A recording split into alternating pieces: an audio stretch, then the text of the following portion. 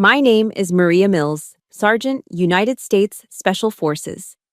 3 months ago, I woke up in a military hospital with a dislocated shoulder and my face swollen from the impact. But the physical pain was nothing compared to the image burned into my mind. My mother, Alara, standing frozen in the doorway of my own apartment, her eyes vacant as she watched my stepfather, Corbin, choke the life out of me. Before I blacked out, I managed to send a 3-letter text message that saved my life. Before I tell you how my military family answered that SOS, let me know where you're watching from. Hit that like button and subscribe if you believe home should be a sanctuary, not a war zone. But it didn't start this way. Long before the battlefields overseas, my first paradise was lost in a quiet suburb of Los Angeles. My childhood was a sun-drenched California dream, a perfect bubble I never imagined could burst. We lived in a modest ranch-style house in the San Fernando Valley, where the air always smelled of fresh-cut grass and the vibrant pink bougainvillea that climbed our fence. My father, an aerospace engineer at a plant in Burbank, was a man of quiet precision. His hands, which could sketch complex blueprints with meticulous detail, were the same hands that patiently taught me how to wax my first surfboard, the sweet, coconut scent of the wax forever linked to his memory. His soul belonged to the ocean. Every weekend, he'd load me and my board into his old Ford Ranger. The dashboard was cracked from a lifetime of California sun, and the radio only picked up classic rock stations. But that truck was my chariot to paradise. We'd drive to Santa Monica, where he taught me to read the waves, to feel the pull of the current beneath my feet. "The ocean can be scary, sweetie," he'd always say, his hand on my shoulder as we watched the sets roll in. "But you never turn your back on it. You face every wave, head on." My mother, Alara, was a high school English teacher who saw poetry in everything. While we were in the water, she'd be on the shore, lost in a thick paperback novel. A serene smile on her face. She was our anchor, the calm center of our perfect universe. I was safe. I was loved. I thought that life, that feeling, would last forever. But perfection is as fragile as glass. It shattered on a gray, drizzly Tuesday afternoon. My father was driving home on the 45 freeway when a semi-truck jackknifed in the rain. He was killed instantly. I remember the 2 California Highway Patrol officers standing on our porch, rain dripping from the brims of their hats.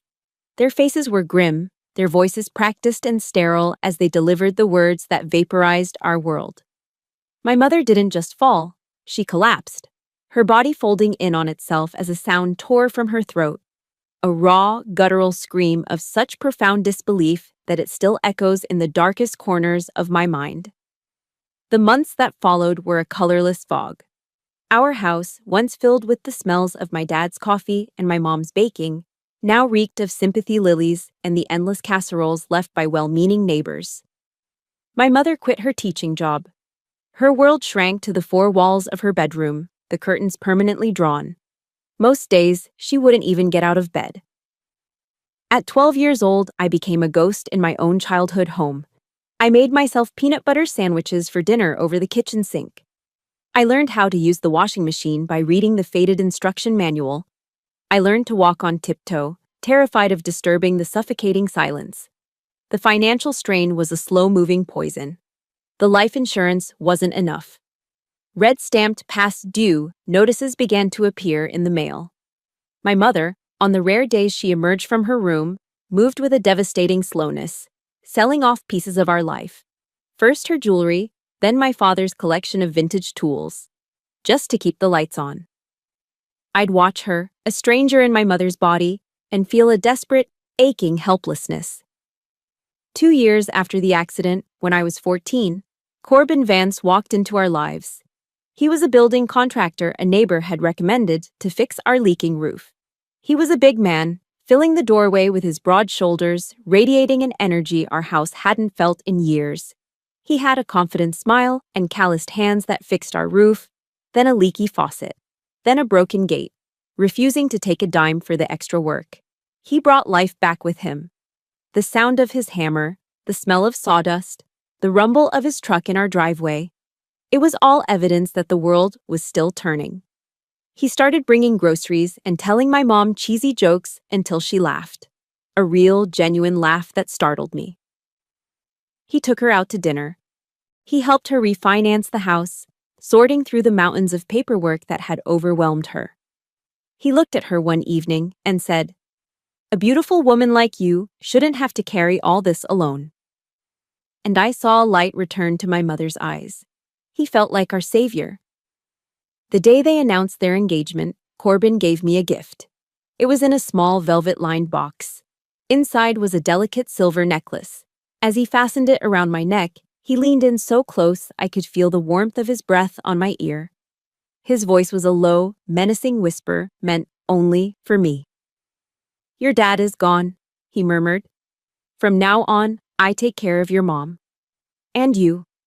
As long as you know your place." A cold dread washed over me, a primal fear that had nothing to do with the cool metal against my skin. It wasn't a promise. It was a threat. A few feet away, my mother watched, her eyes brimming with happy tears, seeing only a man she loved embracing her daughter. She beamed, completely unaware that he had just fastened the first collar around my neck. The night after the wedding was the beginning of the end.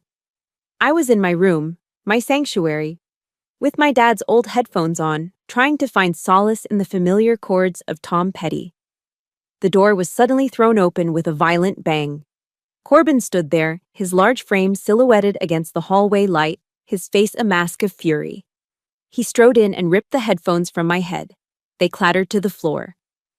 "In this house, we don't live like separate individuals," he snarled, his voice a low growl. "We are a family. Doors stay open unless you're sleeping. You understand?" My heart was pounding so hard I could feel it in my throat. I looked past him, my eyes desperately searching for my mother, who hovered in the hallway. "Help me. Say something. Please." But she didn't meet my gaze. She just stared at the worn patch of carpet by my door, her arms wrapped around herself as if she were cold. Her silence was his victory. Her silence was my surrender. In that moment, watching her choose fear over me, I knew. The rules had changed. My home wasn't my home anymore. It was his. The years following Corbin's arrival were a slow, suffocating descent. He never laid a hand on me, not then. He didn't have to. The prison he built wasn't made of steel bars. It was constructed from fear, shame, and my mother's silent compliance. My bedroom door remained permanently ajar, a constant reminder that I had no privacy, no sanctuary. The house grew quiet, the air thick with unspoken rules and the tension of my mother's fear. Life became a performance. On Sundays, Corbin would fire up the grill for a BBQ, inviting the neighbors. He'd stand there, tongs in one hand, a Coors Light in the other, the perfect picture of the all-American family man. I remember him draping an arm around my mother's shoulders and saying to our neighbor, "I'm a lucky man to have her. She'd be nothing without me." Everyone laughed, thinking it was a joke. But I saw the flicker of pain in my mother's eyes. We both knew it was a statement of ownership. When I was 17, a small crack of light appeared. I won a district-wide literary award for an essay about my father and the ocean. My English teacher, Mrs. Albright, hugged me, telling me I had a real gift. I clutched the certificate, the crisp paper feeling like a passport to a different life, and ran home, desperate to share the good news with my mom. I found her in the kitchen with Corbin, who was sitting at the table nursing a beer. "Mom, look," I said, my voice trembling with excitement. She turned, a genuine smile gracing her lips, but it vanished when Corbin looked up. "Let me see that," he said, his voice flat. I reluctantly handed him the certificate. He scanned it, his eyes lingering on my essay's title, a muscle twitching in his jaw. A slow, contemptuous smirk spread across his face. "Literature? What are you going to do with this? Write greeting cards for a living?" He tossed it onto the counter like trash and looked at my mother. "Alara, this is your fault. You keep filling her head with this useless, artsy nonsense." The air went still. This was the moment for her to be my mother, to defend me. I held my breath, my gaze locked on her, pleading. She flinched as if he'd struck her. She wouldn't look at me. "I'm sorry, honey," she whispered to Corbin. Then she turned to me, her expression a mask of strained apology. Maria, just put it away. His words had been cruel, but hers shattered me.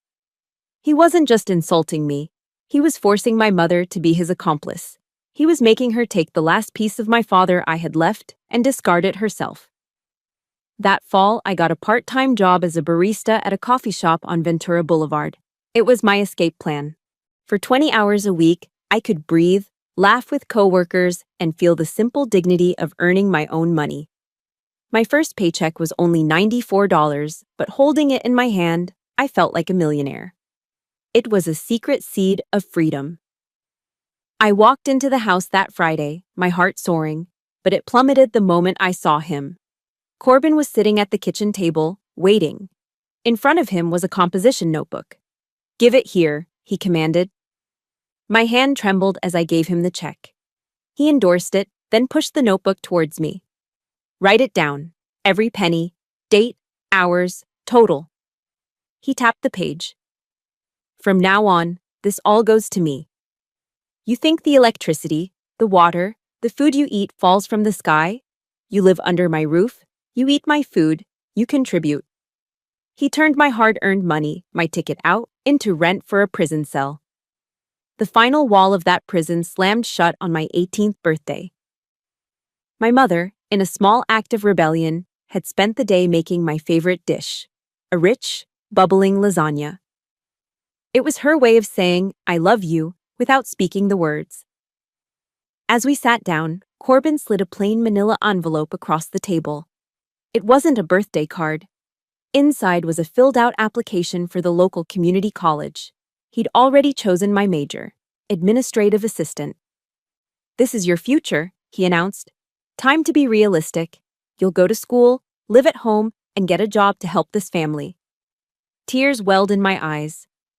"I want to study journalism," I choked out. "I want to go to a university. Away from here." He slammed his fist on the table, making the glasses jump. "Don't be ungrateful," he roared, his face turning red. "Who do you think you are to make demands? Your mother doesn't even have a job." That night, long after the house had fallen silent, I heard the TV in the living room. It was Oprah's voice. I crept out and saw her on the screen. "Turn your wounds into wisdom," she said. The words hit me with the force of a physical blow. Wisdom! I slipped into my mother's room. Corbin was snoring.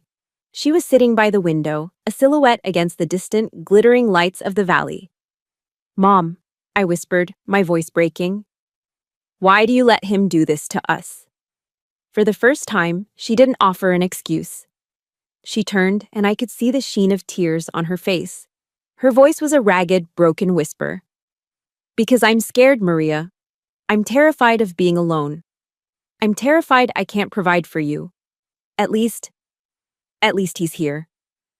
She reached out and took my hand, her fingers cold and trembling.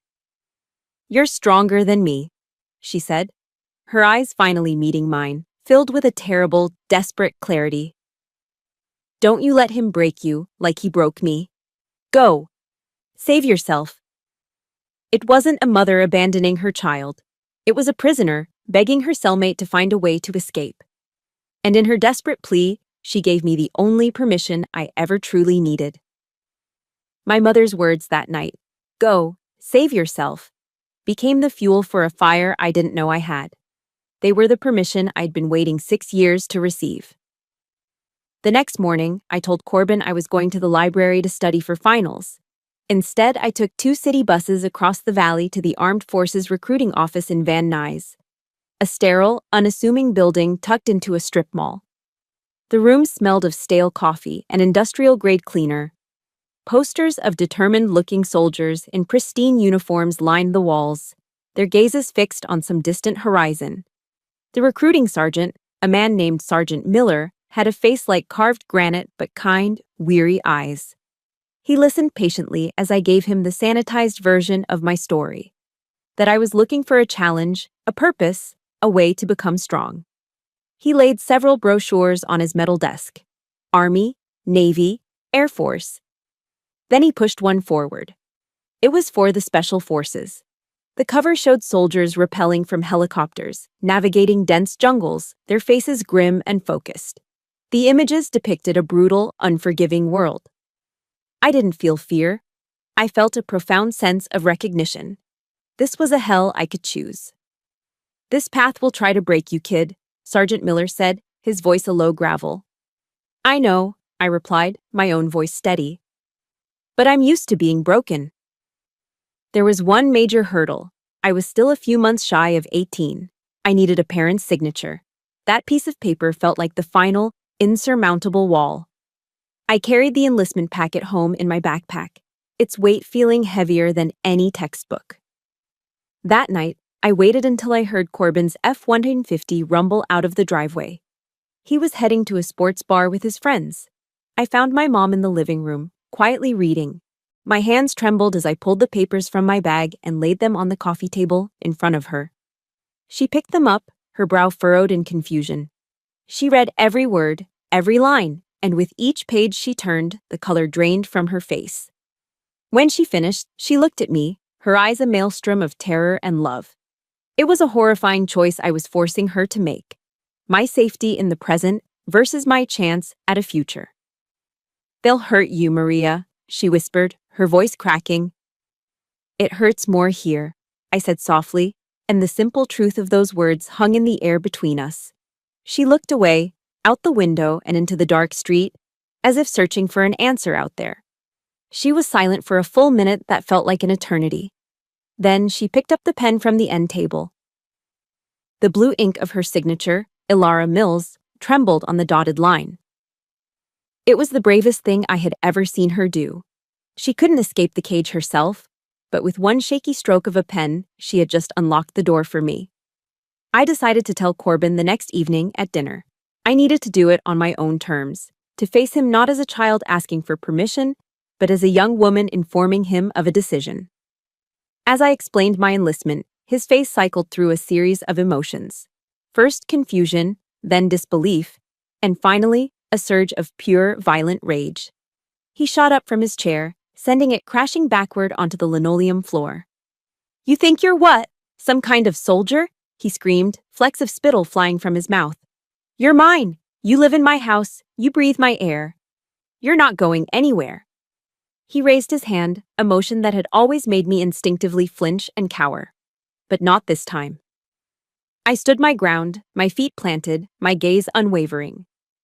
"You don't own me," I said, my voice as cold and hard as steel. "And this isn't your house. It was bought and paid for with my father's life insurance money." His eyes blazed with a murderous fire, but my stillness, my refusal to be intimidated, threw him off balance.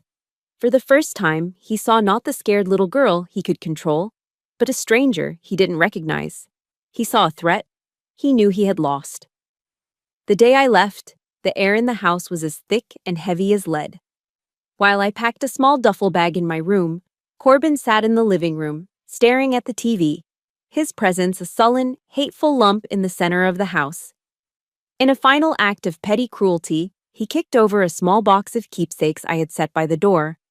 A few old photos, a seashell from Santa Monica. "You're taking nothing from here but your own failure," he spat. I ignored him, but I did retrieve one small, faded photograph from the floor. A picture of my father, young and proud in his navy dress uniform. I slipped it into my pocket. The will to fight was in my blood.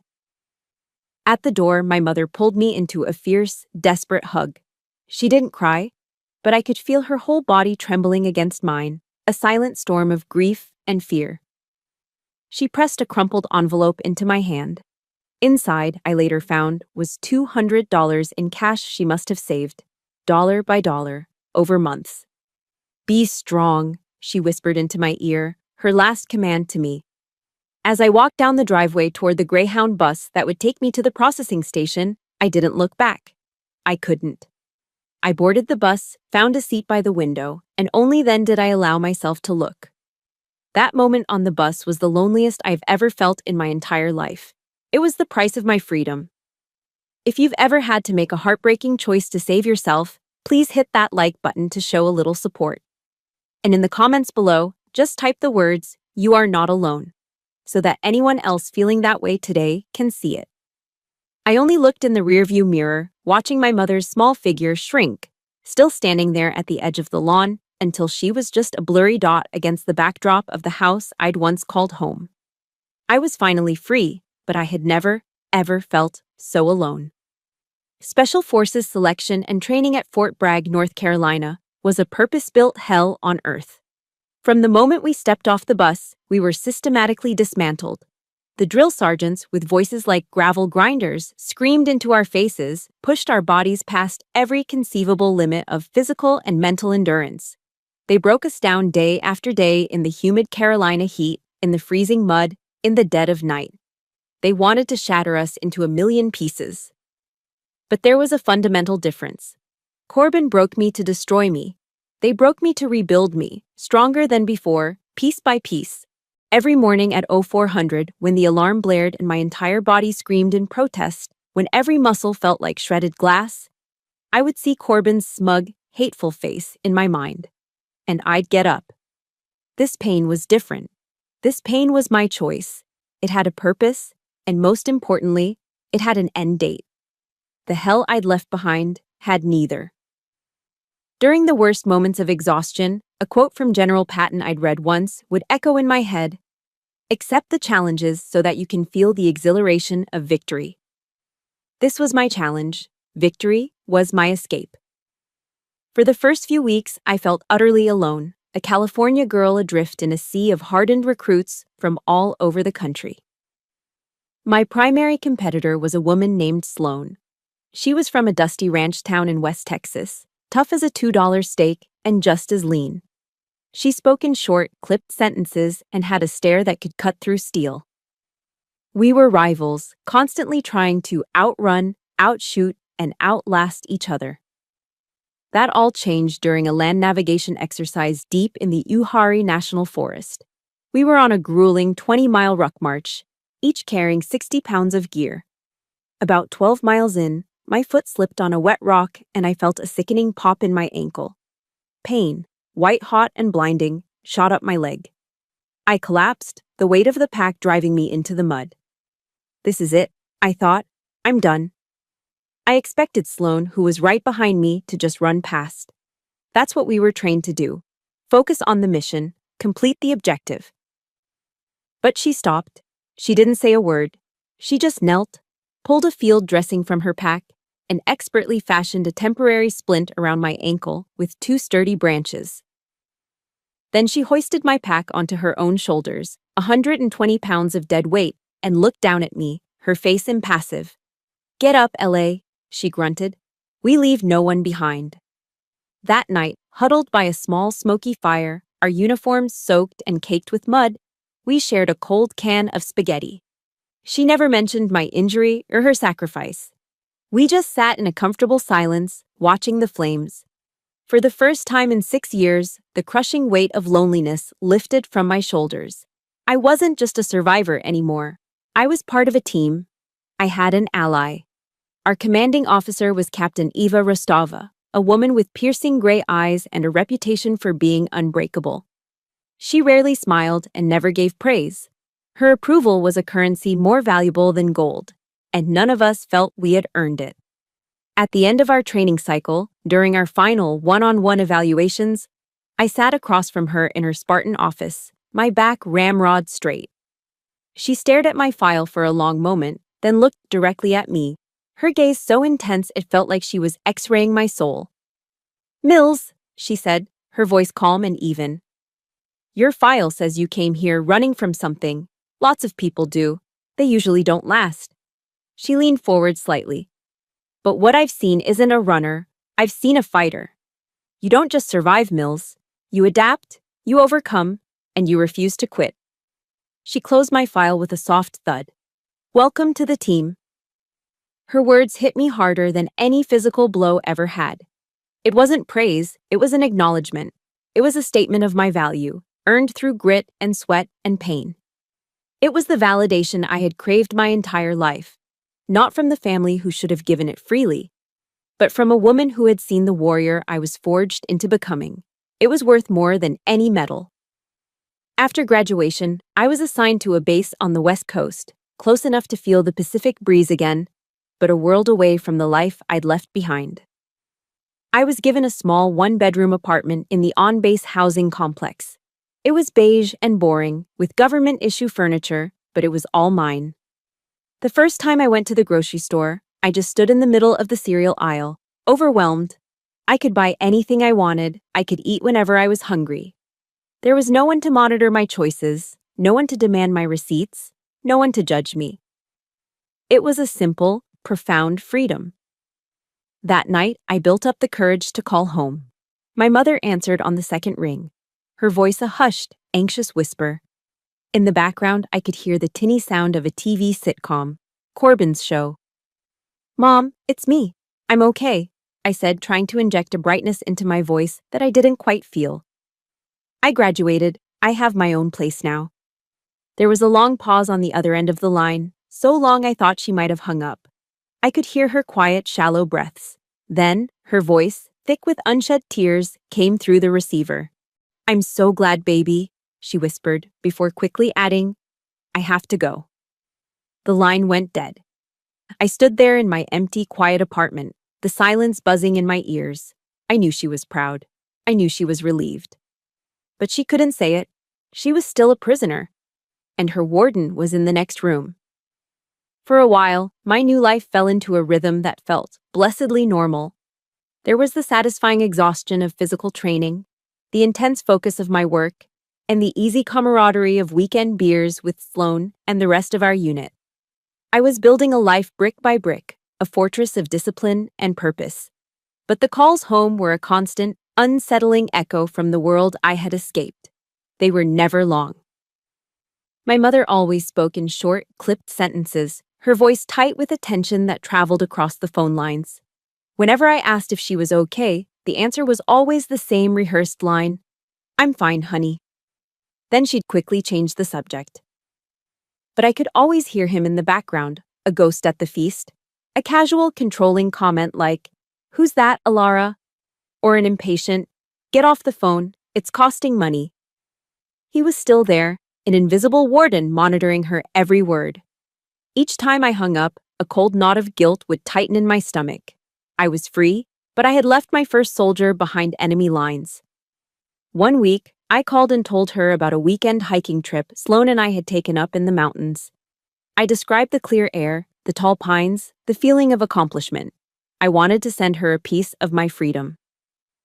She listened, her responses vague and distracted. Then she said something that made the hair on my arms stand up. "That's nice, dear," she murmured.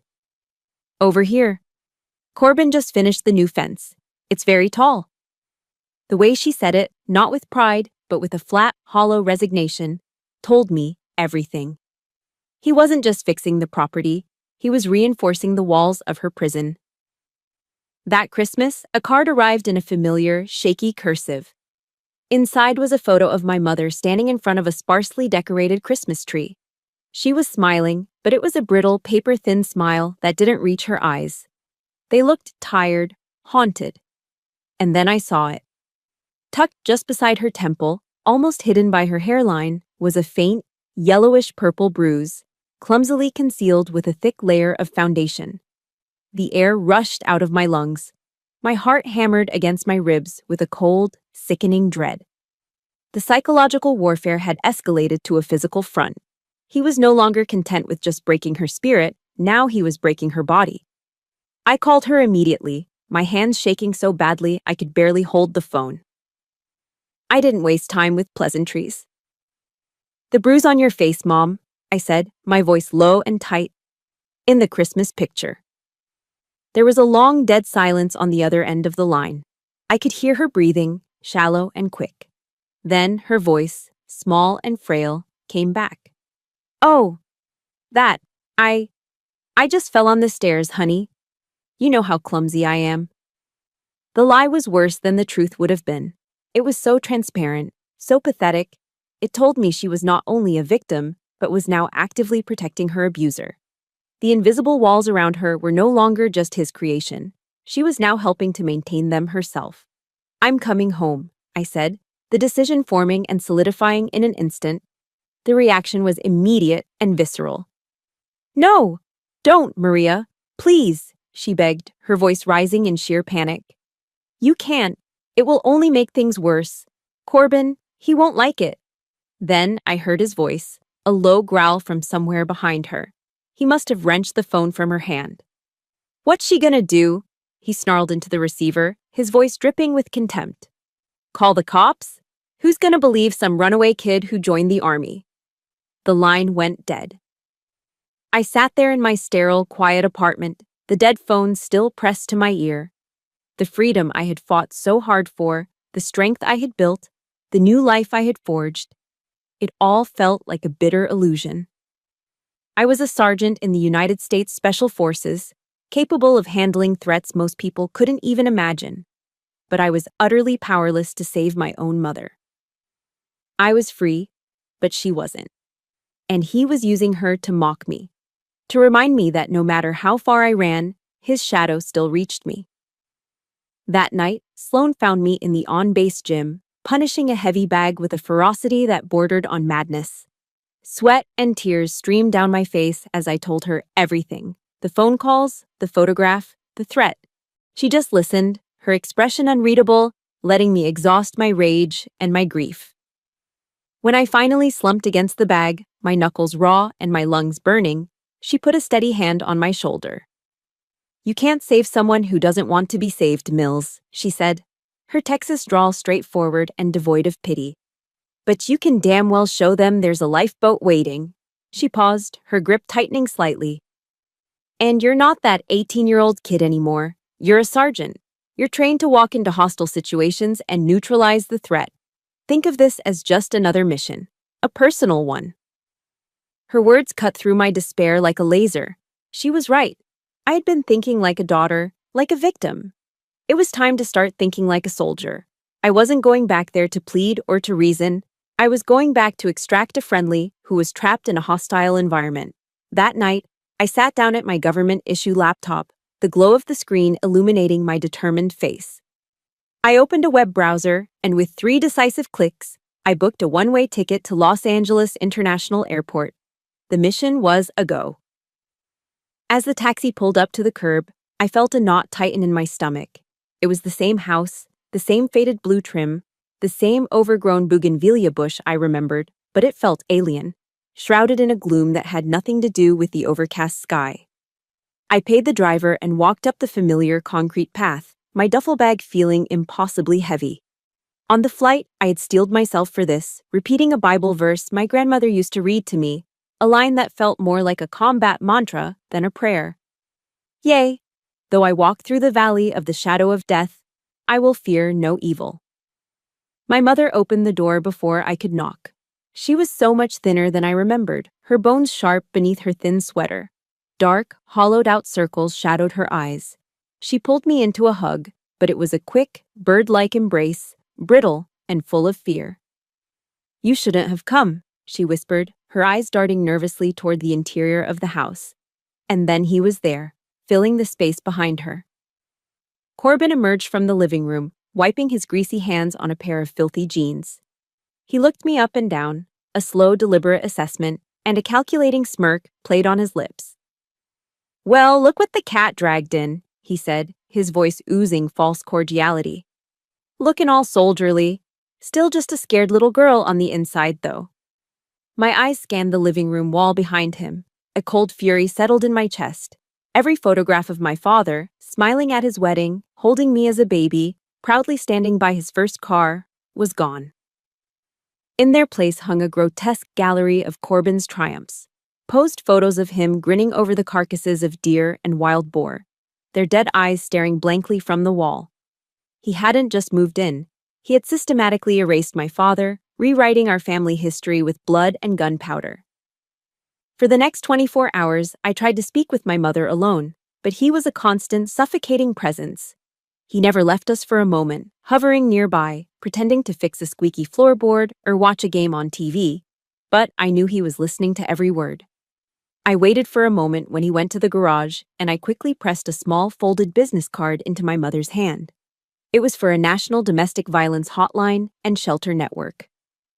"Mom, These people can help, I whispered urgently. They have safe houses, lawyers, everything you need to get out. She stared at the card in her palm as if I'd handed her a live scorpion. Her eyes widened with terror, and she quickly shoved it into her pocket as Corbin's footsteps sounded on the back porch. I don't need that, she lied, her voice a frantic, shaky whisper. Everything is fine, Maria. Everything is fine.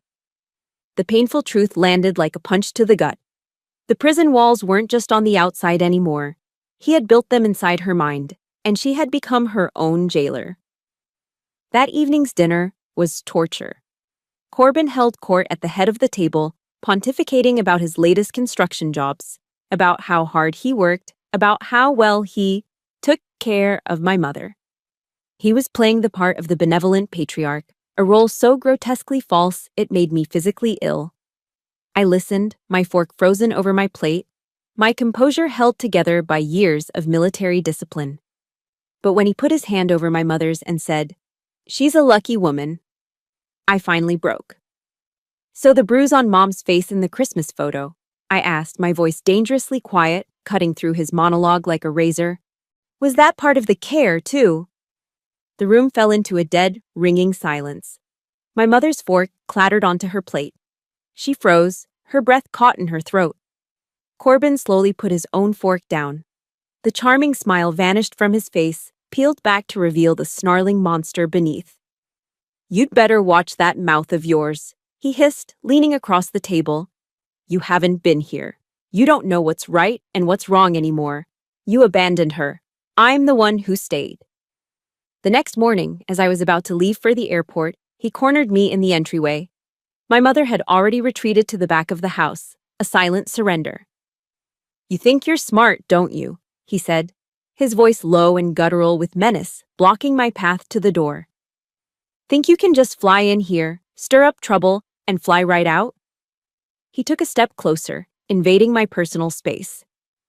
It's a small world, little soldier. You can run, but you can't hide. I know where you are. I know where you work. And if I can't have your mother peaceful and quiet, then you'll never have a moment's peace for the rest of your life. It wasn't a threat made in anger.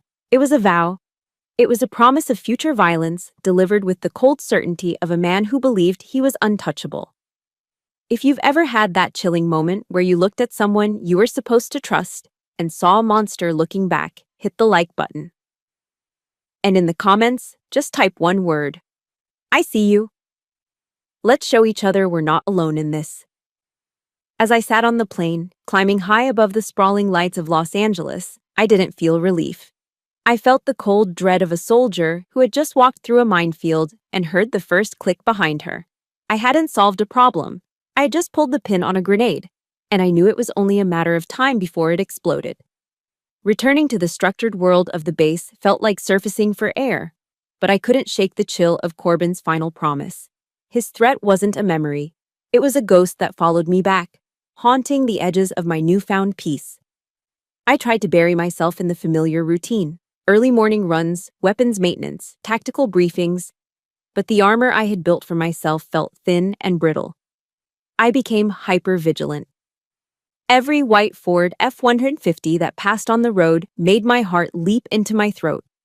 Every unfamiliar noise outside my apartment at night had me instantly awake, my body rigid, listening in the dark. I started checking the deadbolt on my door 3 times before going to bed, a compulsive ritual to ward off a nameless dread. Sloan noticed the change. We were at the shooting range one afternoon when my hands trembled slightly as I reloaded a magazine. He's in your head, Mills, she said, her voice low and direct, not taking her eyes off her own target. That's his battlefield. Don't let him win there.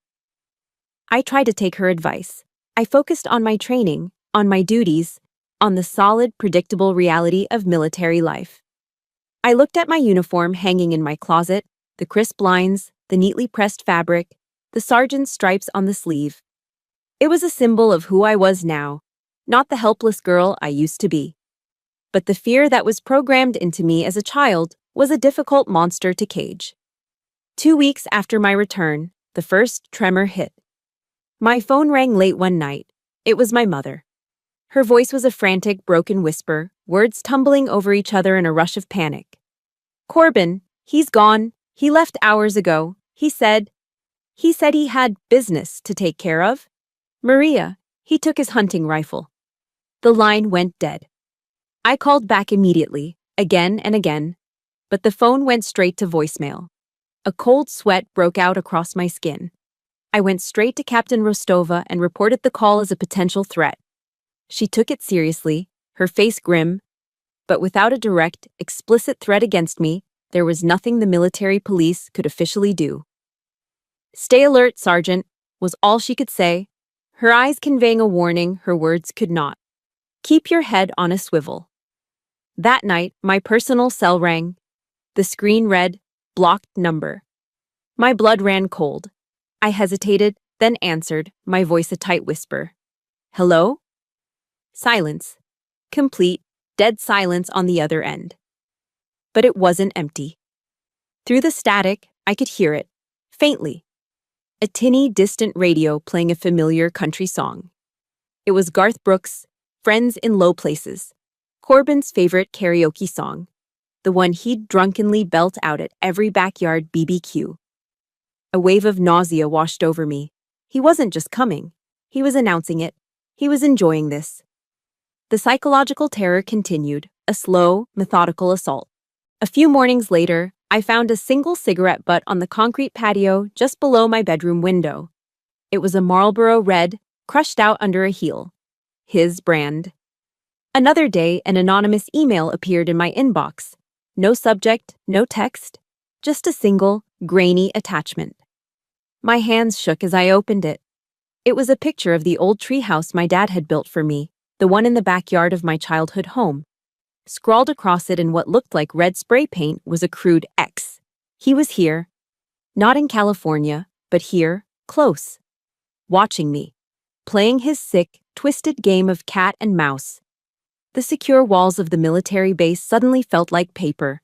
I felt 14 again, trapped in a house with no escape, the monster just down the hall. I reported everything, the call, the cigarette, the email. But he was too clever. There was no direct evidence, no clear line the MPs could follow. It was just a series of unsettling coincidences, plausible deniability.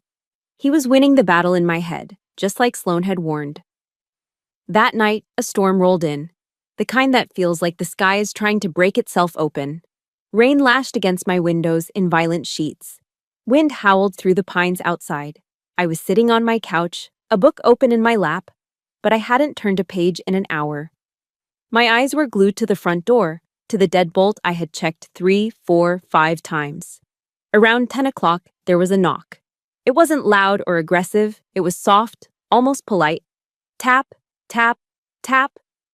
I froze, my entire body going rigid. Every nerve ending was screaming. "Who is it?" I called out, my voice sounding thin and shaky even to my own ears. No answer. Only the roar of the wind and the drumming of the rain. My heart was a frantic bird beating against my ribs. I crept to the door and peered through the peephole. Nothing. Just the rain-swept, empty walkway illuminated by a flickering porch light. It was just the wind, I told myself. A branch hitting the door.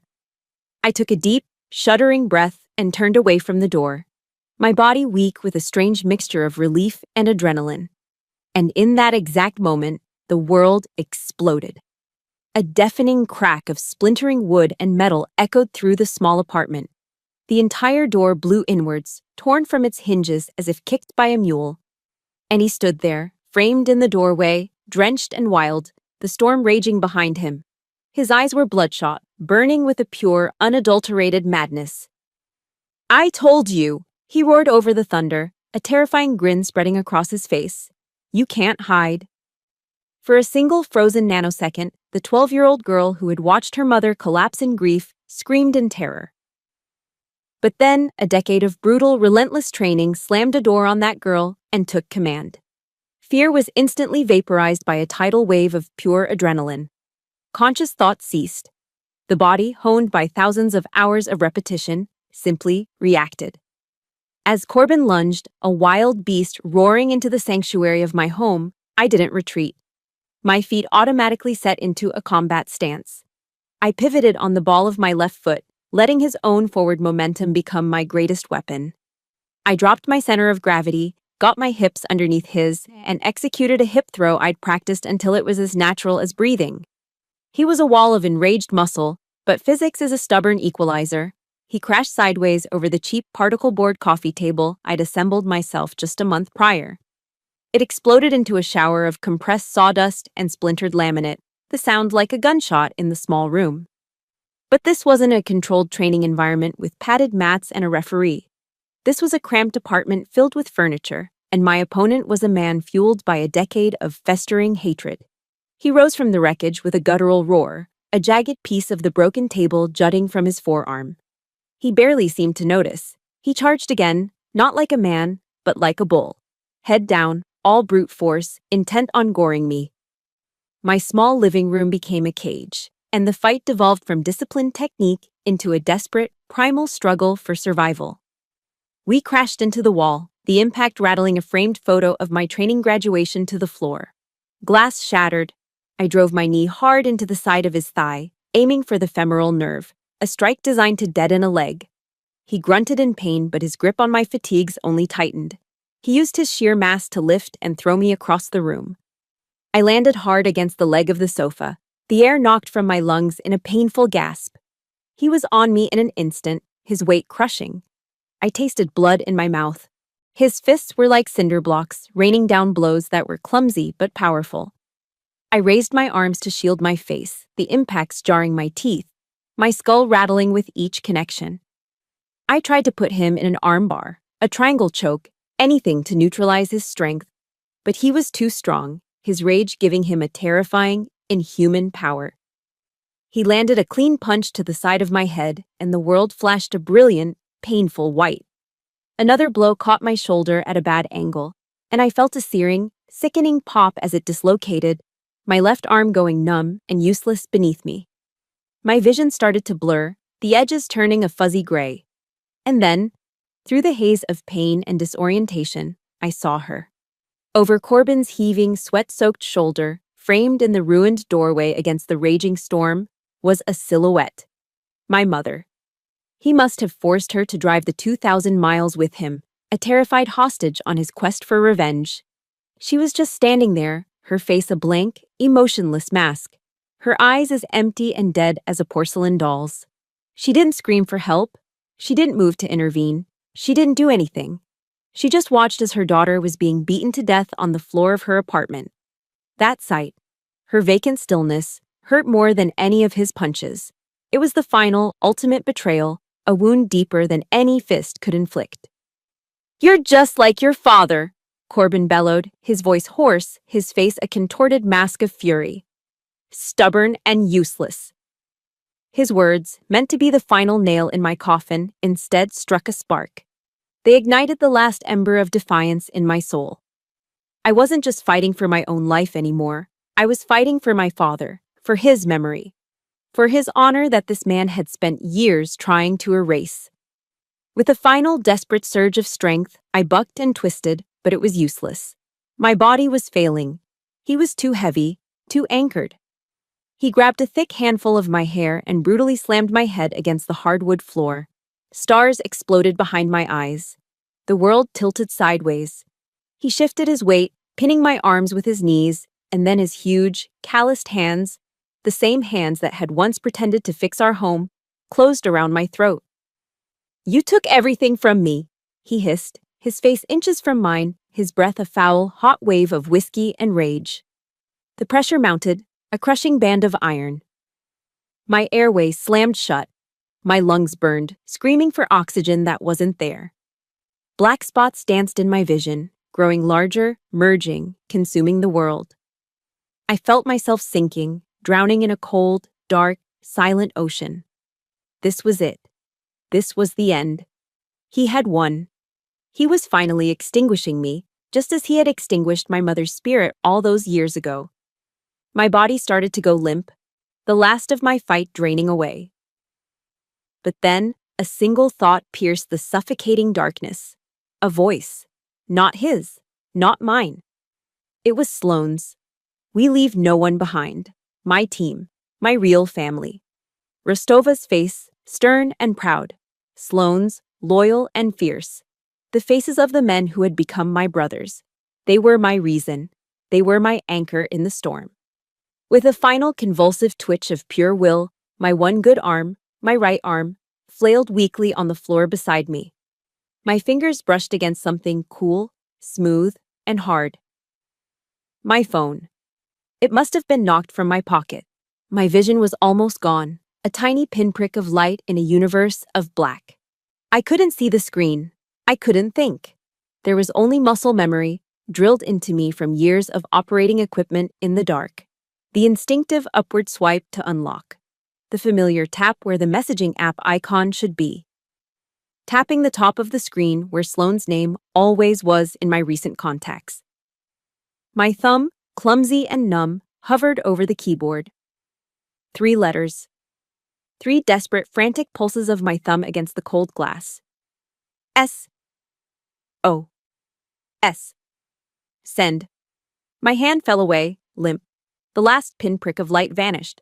The cold, dark water closed over my head, and I knew nothing more. I don't know how long I was unconscious. Seconds. Minutes. It felt like an eternity in that dark, silent abyss.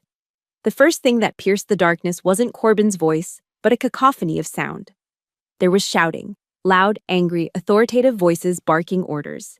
The rhythmic, heavy thud of combat boots storming across my floorboards. And beneath it all, the rising and falling wail of sirens growing closer and closer. When my eyes fluttered open, the first thing I saw wasn't the ceiling of my apartment, but the frantic, horrified face of Sloane, leaning over me. Her eyes, usually so stoic and unreadable, were wide with a terror that mirrored my own. Behind her, my ruined apartment was a whirlwind of motion.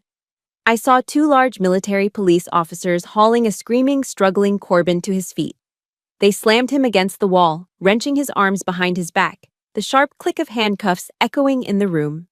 He was no longer a terrifying monster, just a pathetic, flailing middle-aged man, spitting meaningless curses. He was just a bully who had finally met a bigger force. I later learned that when Sloane received my text, 3 stark letters, SOS, she didn't call 911. She didn't call the base MPs. She did something far more effective. She activated the unofficial network, the phone tree that every tight-knit unit has for emergencies. She called our entire team.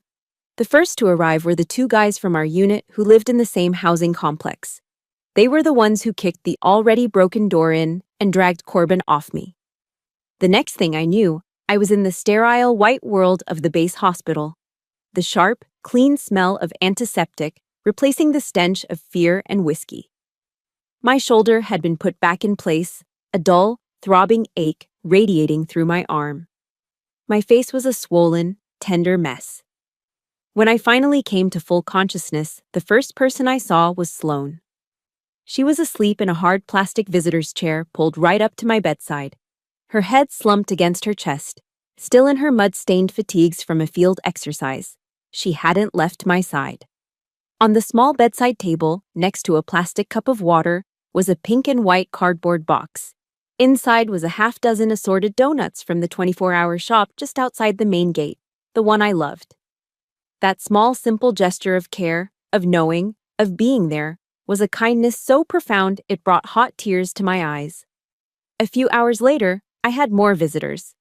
Captain Rostova and the base commander, a full-bird colonel named Thorne, walked into my room.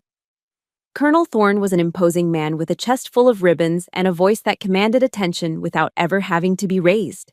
He stood by my bed, his hands clasped behind his back, his expression grim and resolute. "Sergeant Mills," he said, his voice a low, steady rumble. "I have been fully briefed. Let me be perfectly clear. An assault on one of my soldiers, in their home, on my base, is an assault on the United States Army itself." He looked from me to Captain Rostova, then back. "We will not let this stand. This man has made the single biggest mistake of his life." And in that moment, I understood. Corbin had miscalculated, fatally. In his arrogant, hate-filled mind, he had driven 2,000 miles to attack a scared, vulnerable girl. the one he had terrorized for a decade. He never imagined he was actually attacking a sergeant in the Special Forces, a valued member of one of the most fiercely loyal and lethal families on the planet. He hadn't just poked a bear. He had kicked a hornet's nest the size of a city block. And now, the entire swarm was descending. They told me what happened to my mother. The MPs had found her in the passenger seat of Corbyn's F-150 in the parking lot. She was catatonic, huddled into a small ball, trembling uncontrollably and unable to speak. A complete psychotic break. The paramedics had taken her to the psychiatric wing of the same hospital. Later that day, a nurse wheeled me down the hall. I saw her through a small reinforced glass window in her door. She looked so small, so fragile, so utterly broken. All the anger I had felt toward her, for her weakness, for her silence, for her standing by and watching, it all just evaporated, replaced by a wave of infinite, heartbreaking pity. She was a casualty of this war too, a prisoner of war who had been on the battlefield far longer than I had. Corbyn hadn't just tried to kill me that night. He had succeeded in destroying what was left of her. A few days later, when the swelling in my face had gone down and I could sit up without the room spinning, a woman in a crisp dress uniform entered my room. She had sharp, intelligent eyes and a no-nonsense demeanor.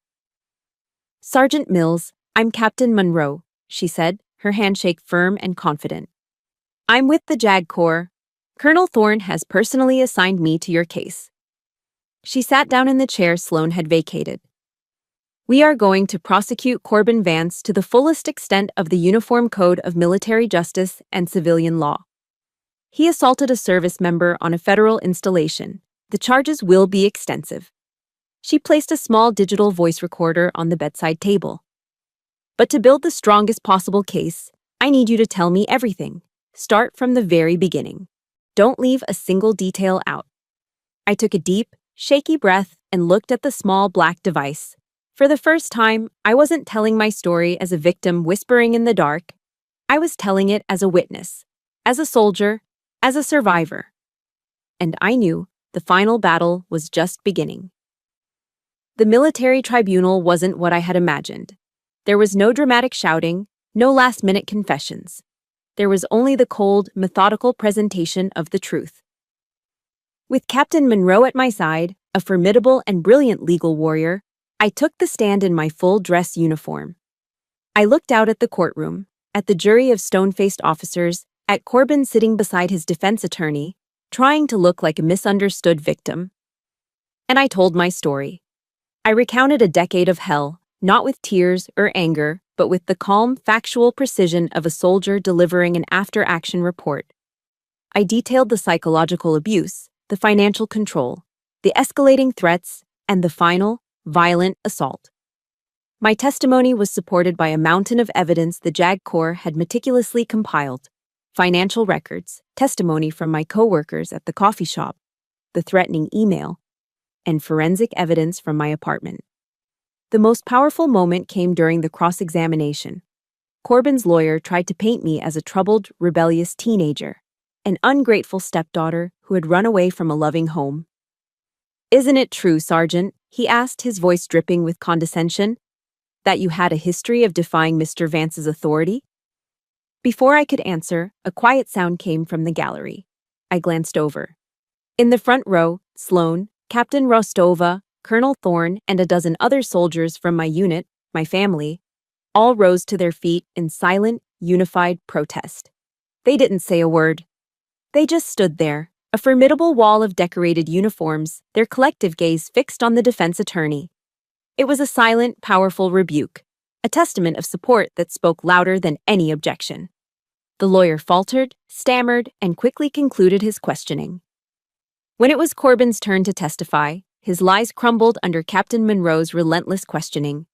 He was no longer a monster, just a small, pathetic man whose carefully constructed facade had been torn away. The jury deliberated for less than an hour. The verdict came back: guilty, on all charges. Attempted murder, aggravated assault, interstate stalking.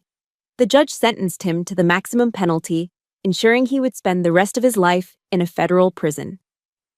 Justice wasn't a fiery act of revenge. It was the cold, quiet click of a prison door locking shut. A few months later, my mother was released from the treatment facility.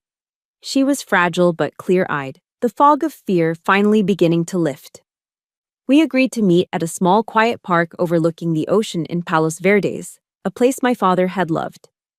We sat on a bench, watching the waves crash against the rocks below, the salty air cool on our faces. For a long time, we just sat in silence. "I'm sorry, Maria," she finally said, her voice quiet but steady, her gaze fixed on the horizon. "I was so scared. For so long, I was too scared to be the mother you needed." Tears I didn't know I still had pricked my eyes. I reached over and took her hand. It was thin, but her grip was firm. "I know, Mom," I said, "and I'm sorry I had to leave you." We didn't need to say anything else. In that shared silence, with the sound of the ocean as our witness, we began to slowly, carefully, rebuild the bridge that had been destroyed so long ago.